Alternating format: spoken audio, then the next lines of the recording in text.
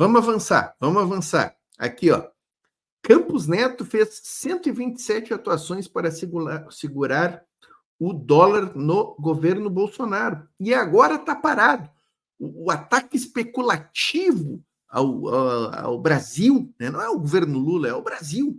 Esse ataque especulativo, o dólar passando de R$6 aí, sem nenhum contexto fático para isso, né? Sem nenhuma assim conjuntura econômica que permita o dólar estar acima de R$6, né?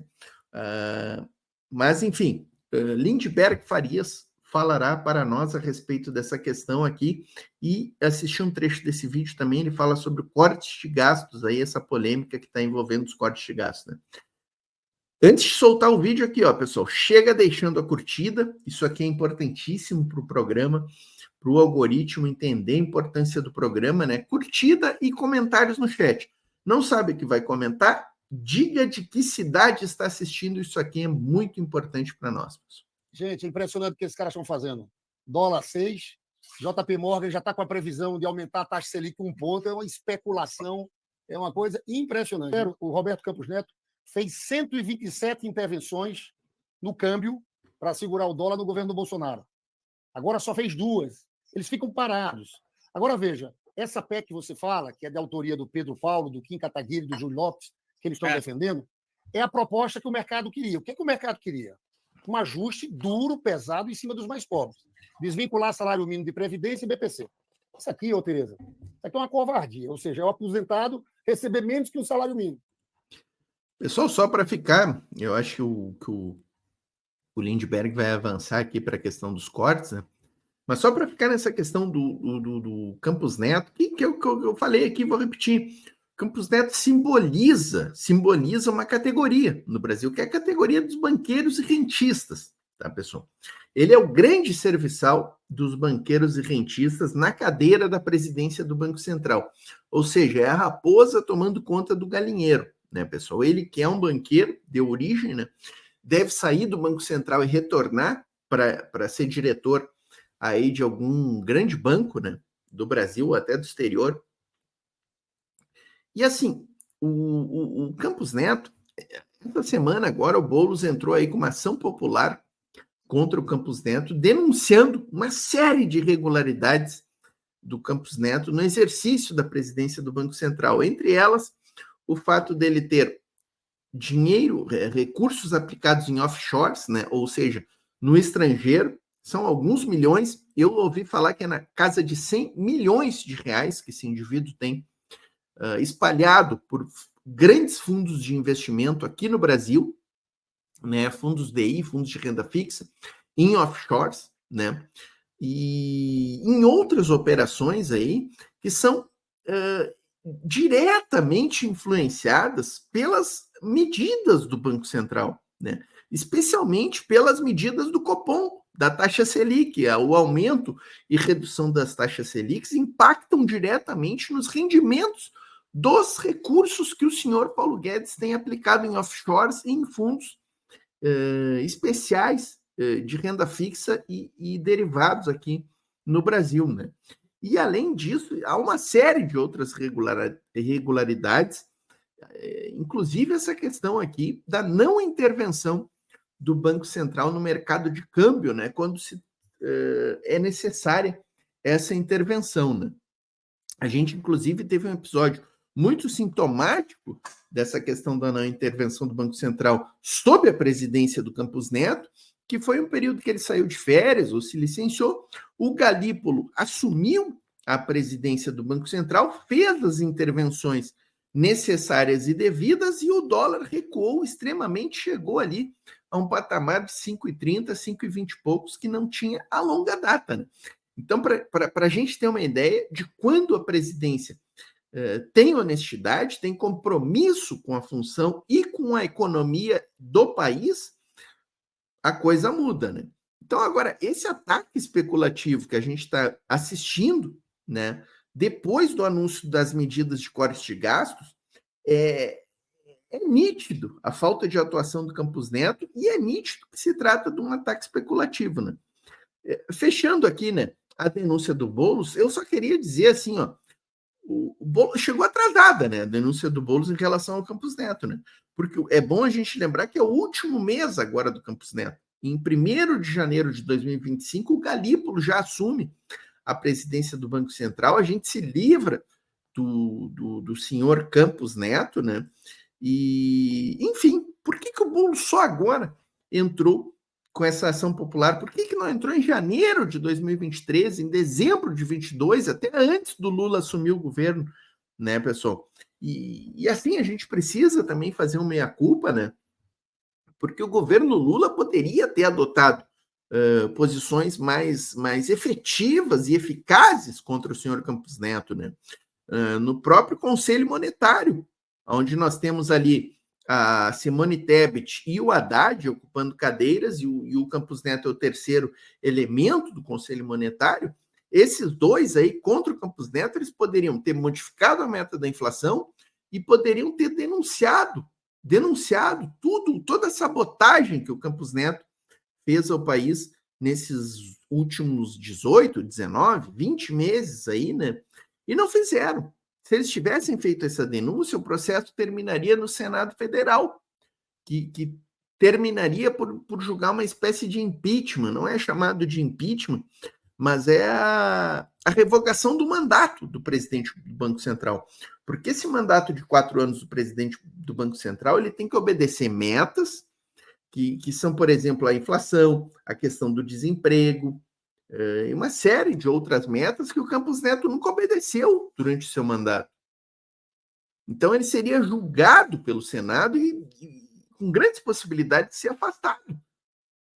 Muito antes do período normal do seu mandato, que é agora em dezembro de 24, né? Então, a gente tem que fazer, sim, essa crítica ao governo Lula, que não tomou essas medidas aí, ficou mais no bate-boca via mídia, né? E a taxa de juros sempre aumentando, né? Teve um período ali que ela reduziu, né? Durante 3 ou 4 reuniões, ali ela caiu 0,5% em cada reunião, chegando a bater em 10%, né? Chegou a 10,25% a taxa, mas voltou a subir agora, né? E talvez ainda suba mais uma vez esse ano, não sei. Vamos aqui, vamos ouvir. E agora a questão da especulação tem tudo a ver, né, com o corte de gastos, que não veio o corte que o mercado queria, que como o Lindbergh falou aqui, o que o mercado queria era desatrelar os benefícios da Previdência, o BPC-Loas, do salário mínimo, né? Vamos assistir aqui. Queriam desvincular saúde e educação. Eu, sinceramente, acho que o Lula jogou muito bem, porque do jeito que houve o anúncio, ele colocou na mesa e eles não gostaram. Essa coisa de isenção. Eu já vou antecipar aqui, tá, pessoal? Desculpa cortar muito aqui o Lindbergh e o vídeo, mas eu já vou antecipar, que ele disse que o Lula jogou muito bem. Eu acho até que o Lula foi bem, na medida do possível, tá? Mas ele não poderia ter mexido no mecanismo do salário mínimo, tá, pessoal? Portinho, mas é o que mais vai impactar, é o que mais vai trazer economias aos cofres públicos. Mas, gente, tu tá atingindo um universo de brasileiros que é toda a turma do BPC-Loas, 90% dos aposentados da Previdência Social e mais de 60% da massa de trabalhadores brasileiros. Então, aqui a gente tem um universo, pessoal, de, por baixo, 80 milhões de brasileiros. 80 milhões de brasileiros, pelo menos, são atingidos pela mudança no sistema de aumento do salário mínimo. O Portinho vai continuar tendo aumento real, mas muito inferior ao aumento real que está previsto lá no projeto de lei, que foi aplicado em 2023, que deveria ser aplicado agora em 2024. A gente está vendo aí, vamos ver no vídeo que vem na sequência, esse que é do Luiz Nassif, que vai trazer a questão do PIB crescendo mais do que o esperado. O PIB esse ano, gente, deve crescer 4,5%. Então, o salário mínimo aumentaria a inflação mais 7% praticamente, porque é o aumento hoje previsto, que vai mudar com essa medida trazida pelo Lula. O hoje previsto é a inflação, mais o PIB dos últimos 2 anos. O ano passado foi 2,9%. Se esse ano ficar em 4, 4,5%, é quase 7%. Inflação mais 7%. E se passar a medida, vai ser inflação mais 2,5%, pessoal. Então a massa trabalhadora vai perder aí 5% só esse ano, praticamente. Isso aí dá algo em torno de 50 a 60 reais a menos este ano. E ela tem um efeito cascata nos próximos anos, né? Então é uma medida que sim, a gente tem que criticar, tá, pessoal? A gente tem que criticar essa medida. De imposto de renda até 5 mil reais, nós estamos falando de 20 milhões de brasileiros, tá? E mais 16 milhões de brasileiros que ganham entre 5 mil e 7.500 que vão ter redução do imposto de renda. Então, 36 milhões de brasileiros de classe média que vão ser afetados com essa política. Quem é que paga mais? 100 mil brasileiros, só 100 mil. Quem tem um rendimento no ano superior por mês a 50 mil reais, né? Ou seja, mais de 600 mil, paga menos de 10%. Quem recebe rendimento de 1 milhão paga 10%. Eu quero chamar a atenção que um professor de uma rede municipal que ganha 7 mil reais paga 27,5%. É porque aqui no Brasil, como tem isenção de distribuição de lucros e dividendos, um diretor de um banco que recebe 1 milhão por mês, ele não paga nada, Tereza. Então, veja, 10% não é tanta coisa, entendeu? A média da tributação de rendimento dos Estados Unidos é 40%. Eu tive com o Haddad ontem, ele teve com a bancada do PT, na sede do... Aí a pergunta que fica é essa, né? Por que não taxar, então, essa gente que ganha acima de 50 mil com 30%? Por que 10%? É outra crítica que a gente tem que fazer, né, pessoal? Por que ser tão benéfico com quem ganha tanto, né? Com quem ganha 1 milhão de dividendos, tem que taxar mais. Por que 10%, 10%? Se, como o Lindbergh falou ali, um professor que ganha 10 mil reais, é difícil achar professor que ganha 10 mil reais, né? O professor que ganha 10 mil reais paga 27,5%. Então, realmente não tem como entender, né? Não tem como, é difícil entender, né? Quer dizer, não é difícil, né, pessoal? Não é difícil.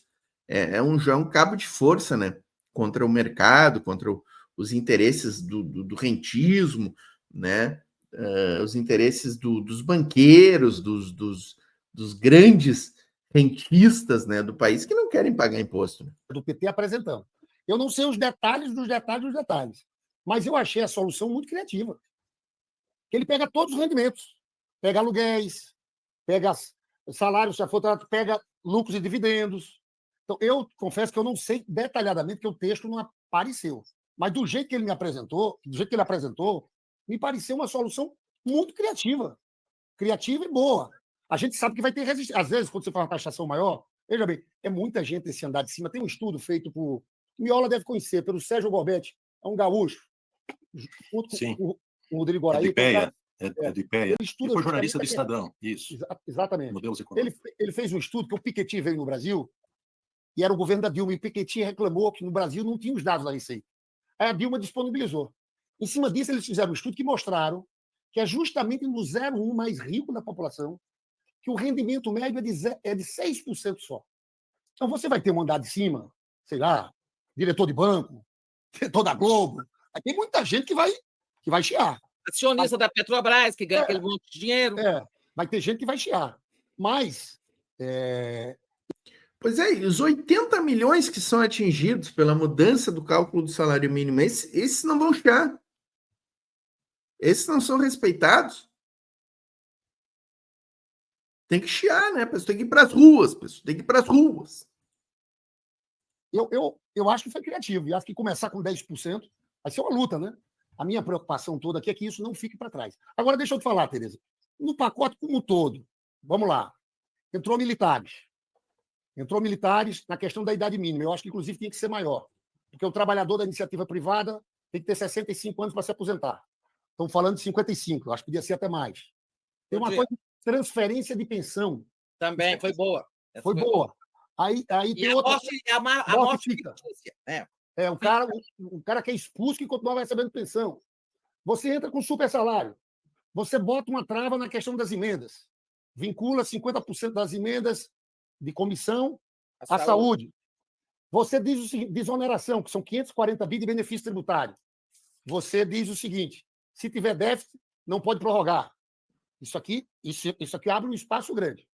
Quando você entra na questão do salário mínimo ali, eu tive num debate ontem na Globo News com aquele Mendonça Filho, eu disse, Mendonça, vocês não têm autoridade nenhuma, porque vocês, o governo do Temer e o governo do Bolsonaro, não tinha reajuste real do salário mínimo. De alguma forma, a gente está mantendo o reajuste real. Eu entendo, Tereza, que no próximo ano o salário mínimo seria inflação mais 2,9. Vai ser inflação mais 2,5. Isso. Então não é correto dizer que foi corte de despesa. Não seria 2,9, aqui o Lindbergh erra, né? Seria inflação mais quase 7, porque é o PIB dos últimos 2 anos. Então pegaria, né? Pegaria aí mais do que 2,9. Não é o PIB de um ano só. Você pode até dizer que tem uma contenção no crescimento da despesa. Eu achei que o Lula equilibrou muito bem tudo, tá? E a raiva do mercado é porque eles não queriam, não era para ter entrado renda, não era para ter entrado. Eles queriam aquele ajuste em cima dos mais pobres, com desvinculação do salário mínimo, com desvinculação de saúde e educação. Eu acho que a gente sai com um discurso aqui que forte para disputar a sociedade. Vocês sabem minha posição lá atrás sobre essa questão fiscal, né? O arcabouço, de tudo isso. Eu sempre disse que a gente tem que ter cuidado que essa turma não tem jeito. Tudo que a gente apresenta, eles querem mais e não tem jeito. Então eu tinha muito medo da gente cair numa armadilha. Tá? Até porque, viu, Tereza, eu estava vendo assim, o mundo todo, desde a pandemia, está em déficit. O mundo todo. Olha, o que a gente está fazendo aqui no Brasil, apesar desse mercado, a gente está fazendo um dos maiores esforços fiscais do mundo, do G20. Nós saímos de um déficit de 2,1 para 0,25. Já é aperto. Entende? E não resolve. Aí eles querem mais. Aí mexe o salário mínimo, eles querem mais. É uma política deliberada de sabotagem, Viola. E eu vou te dizer outra coisa. O Mendonça de Barros, aquele que foi presidente do BNDES, ele deu uma entrevista interessantíssima. Ele que é um tucano. Deu uma entrevista interessantíssima no Metrópole, dizendo que nós temos o mercado brasileiro Faria Lima, tem um pensamento econômico mais radical, fiscalista, ultraliberal do mundo. Do mundo.